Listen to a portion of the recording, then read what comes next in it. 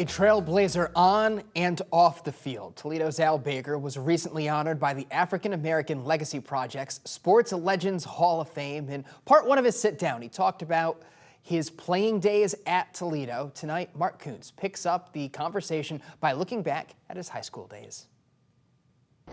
Let's go back to your high school days at Scott. Bulldogs pride is something we hear about so much. When I say Bulldog pride, what does that mean to you? Well, you know, it's just a close-knit community of folks who just kind of growing up. For me personally, I was the youngest in my family. I had 5 siblings that went there, so I knew that that's what I wanted to do. But it's just the pride of trying to be outstanding in everything that you do, particularly athletically, and going against our rival over at Libby and so forth. But yeah, it was just a sense of trying to be the best that you could be, being a Bulldog. We've seen in the last 20 years TPS update many of the buildings. I was so pleased when they decided not to tear down Scott, to keep that facility, to renovate the facility, but keep that beautiful building there on Collingwood alive. 100%, and I guess Wade is a exact replica, or I don't know which one was built first, was it Scott or Wade? I'm not sure, but they're exact same buildings. No one's ever accused Scott of being built backwards, though. But well, that's exactly right.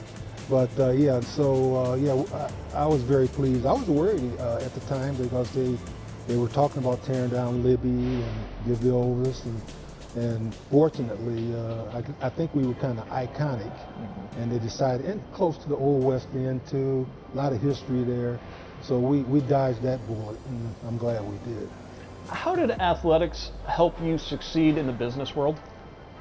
Well, you know, I would say that just the understanding of doing the hard work, not taking shortcuts, and understanding that there's no easy way around it on a daily basis.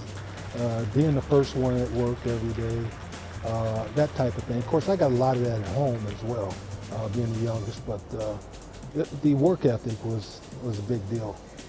Being the first, you were the first African American to be chairman of the board of the University of Toledo Trustees. What did that mean to you? A, to be asked to do that, and B, to accept that challenge? Well, it was being asked. There was no way I could say no. I kind of wanted to, because I had been I was first African American chair at the Medical College of Ohio, and then we merged, and I was on the board then. And then I rotated off, and then the governor called me again, said come back. So I'm actually approaching 20 years on the board. But just the fact that no one had done it before. When I worked here at OI, I was the first African American vice president. I just happened to find myself in those types of positions, and of course you can't say no. It's an honor to be asked, and you had to be a trailblazer, I thought, and that's the way I approached it.